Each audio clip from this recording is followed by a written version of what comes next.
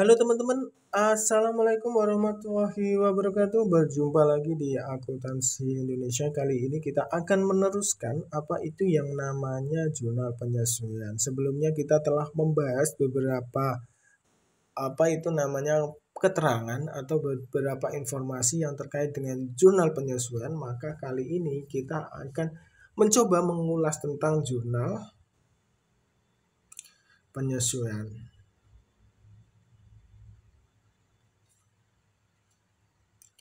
Jurnal penyesuaian biasa disebut dengan uh, adjustment journal biasanya. Adjustment journal atau jurnal penyesuaian. Maka sebenarnya ini digunakan untuk apa sih teman-teman? Sesuai dengan namanya itu digunakan untuk menyesuaikan karena tidak semua biaya atau semua pendapatan itu bisa diakui sekaligus.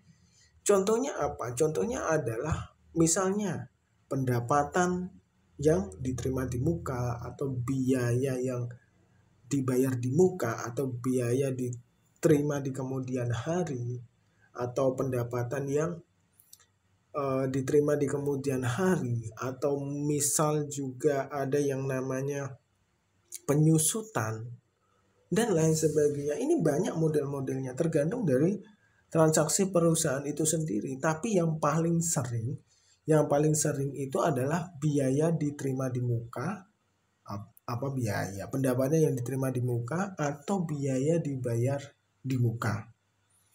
Atau juga biasanya yang sering juga terkait dengan pencatatan aset atau pencatatan aktiva tetap teman-teman.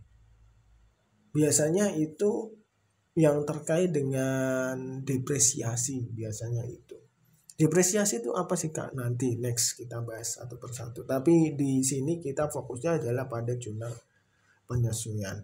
Nah, di sini yang termasuk jurnal penyesuaian kita tulis dulu. Yang pertama adalah biaya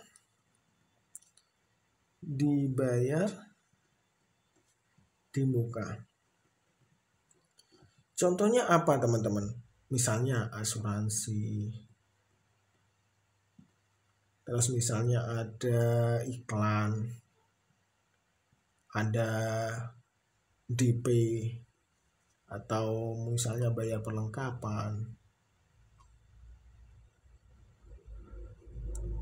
dan lain-lain. Terus yang lainnya, yang kedua, ada yang namanya pendapatan. Diterima di muka. Contohnya adalah misalnya menyewakan atau sewa. Terus bisa juga komisi misalnya. Komisi atau uang jalan. Atau misalnya ada kita deposit misalnya senilai 1 triliun.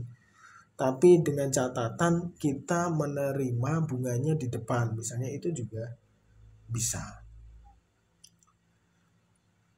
Terus ada juga yang berikutnya adalah misalnya biaya yang masih harus dibayar. Masih harus dibayar. Ini biasanya terkait dengan metode yang sifatnya itu transaksional. Dalam artian transaksional, biaya-biaya itu di dalam akuntansi itu sebenarnya sudah harus dikeluarkan. Tapi pekerjaan misalnya belum selesai. Contohnya adalah kita dapat tender, terus bayarnya itu setelah proyek jadi. Nah, dalam perjalanan untuk proyek jadi ini, seharusnya ketika itu misalnya selesai dalam 12 bulan misalnya, di bulan pertama, kedua, ketiga, sampai bulan ke-12 seharusnya kita sudah mengurangi sedikit demi sedikit. Misalnya ini adalah 12 juta, maka kita harus satu sudah harus dikeluarkan. Cuma berhubung ini tender, terus kita transaksinya itu kalau project udah jadi 100% full, saya baru akan membayar. Maka ini menjadi hutang tersendiri. Ini bisa dicatat sebagai hutang juga sebenarnya. Tapi alangkah lebih baiknya untuk membuat supaya pencatatan ini bisa dipahami, maka biasanya dicatatkan seolah-olah transaksi itu sudah terjadi, progresnya sudah ada. Terus misalnya adalah pendapatan yang masih harus diterima. Pendapatan yang masih harus diterima contohnya apa? Contohnya kita menyewakan alat berat misalnya. Selama 4 bulan. Tapi perjanjiannya dibayar full pada bulan keempat.